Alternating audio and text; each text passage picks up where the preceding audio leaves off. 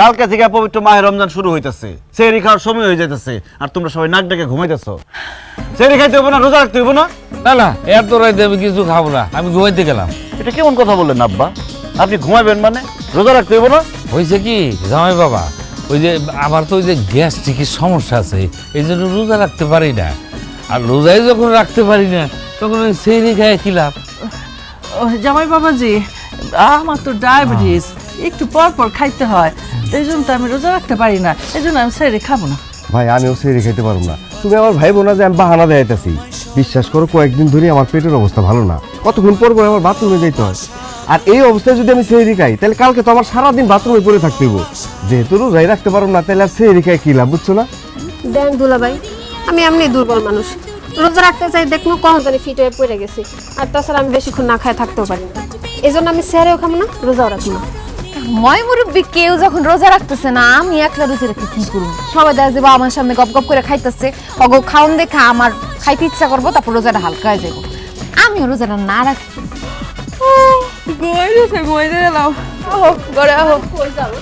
এই খবরদার, কেউ ঘুমাতে যেতে পারবেন না।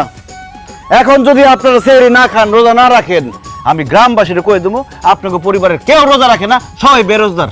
না না জামাই বাবা, এই কাজটা করো না। আমরা রোজা রাখি না, এই কথা শুনলে পরে গ্রামের লোকজন হাসাহাসি করবো, আমাকে মান সম্মান সব শেষ হয়ে যাবো। মানুষ হাসাহাসি করবো এটারে ভয় পাইতেছে, অথচ কবরে গেলে রোজা না রাখার জন্য যে শাস্তি হইব সেটা ভয় পাইতেছেন না। দেখেন, আপনারা যেটা ভয় পাইতেছেন, প্রথম 2-1টা রোজা রাখতে হয়তো একটু কষ্ট হইব, কিন্তু আস্তে আস্তে সব ঠিক হয়ে যাবে। তারপর আপনারা বললেন না ডায়াবেটিস, গ্যাস্ট্রিক, পেটের সমস্যা, রোজা রাখলে আস্তে আস্তে এগুলো সব ঠিক হয়ে যাবে। কালকে থেকে প্রথম রোজা তো, চলেন আমরা সেহরি কইরা রোজা রাখার নিয়ত করে হলে। তোমার কথা তো সবই ঠিক আছে, কিন্তু আজকে তো কোনো রান্না বান্না করি নাই, কালকে রান্না বান্না কইরা সেহরি খাইয়া কালকে রোজা রাখুন। আম্মা, এটা কোনো সমস্যা হইলো? আপনি রান্না বান্না করেন নাই তাতে কি হয়েছে? আপনাদের বাড়ির সামনে তো বাজার আছে, সেই বাজারে ভাতের হোটেল আছে, চলেন আমরা সেখান থেকে সেহরি করবো, চলেন। না না থাক, হোটেলে যাওয়া লাগবো না। আম্মা মিশা কথা কই আর কোনো লাভ নাই।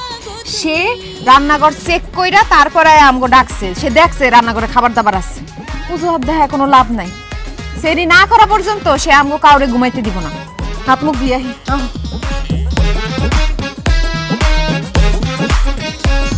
আমার সাথে ভণ্ডাম, তোমাদের মতো ভণ্ডরে কিভাবে সাইজ করতে হয় আমি খুব ভালো করে জানি।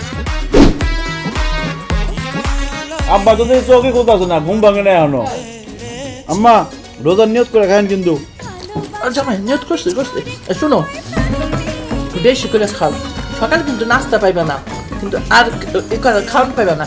খাও খাও খাও, আমিও বেশি করে খাইতেছি, রোজা রাখুন তো। আমার মনে হয় কি সারাদিনের মাঝখানে দুপুরে একবেলা খাওয়ান গেলে তাহলে ঠিক আছে। এটা কেমন কথা বলেন মিয়া ভাই?